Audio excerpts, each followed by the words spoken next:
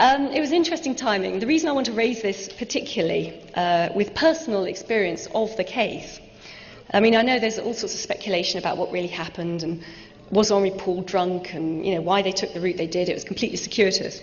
But David and I had personal involvement in it.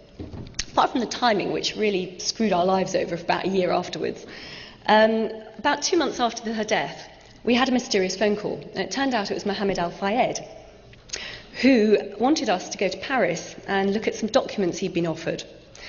So, at this point, we're living in a very remote farmhouse. Black Ritz Mercedes comes to pick us up and take us to Paris. And almost crashes twice. So that could have been a good headline. Anyway, we look at the documents. He's been offered these for sale from a guy who's very vague about how he got hold of them. Charles Windsor. That's the one. These were documents purporting to prove that there was CIA and MI6 involvement in Diana's death. And they looked good. But if you knew what a document really looked like, what a proper MI6 document looked like, there were some simple errors, things like the date timeline, things like the addressee list, they just weren't quite right. They were forgeries, they were very good forgeries. And this would have been a classic strawman technique. Al-Fayed was asked for $20 million for these documents and probably would have paid if they were real, because he was desperate to prove that there was a plot against his son and his possible future daughter-in-law.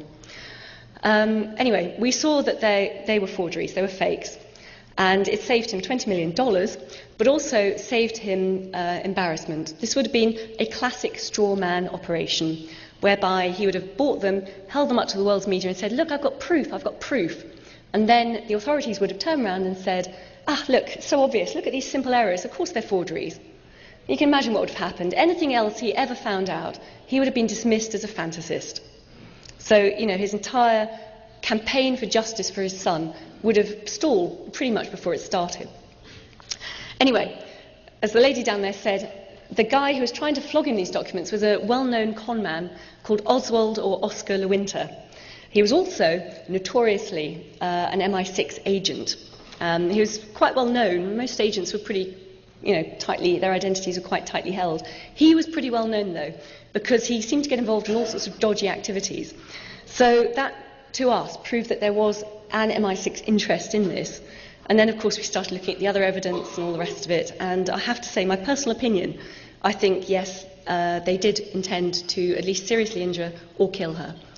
And it's not just about the fact that, was she pregnant, wasn't she? We'll never know, because they embalmed her against all French law so quickly. And all the other speculative things you see in the press. It's also the fact that it was reported that she was being a great success in the landmine campaign that she was running. Yes. But also, she was about to go into campaigning on the behalf of the Palestinians. Now, you can imagine someone of Princess Diana's profile doing that. They would not have tolerated it. They could not have dealt with that. So I think that's why she was taken out. I think they'd probably been planning it for a while, and it was just perfect timing. They did it when they did.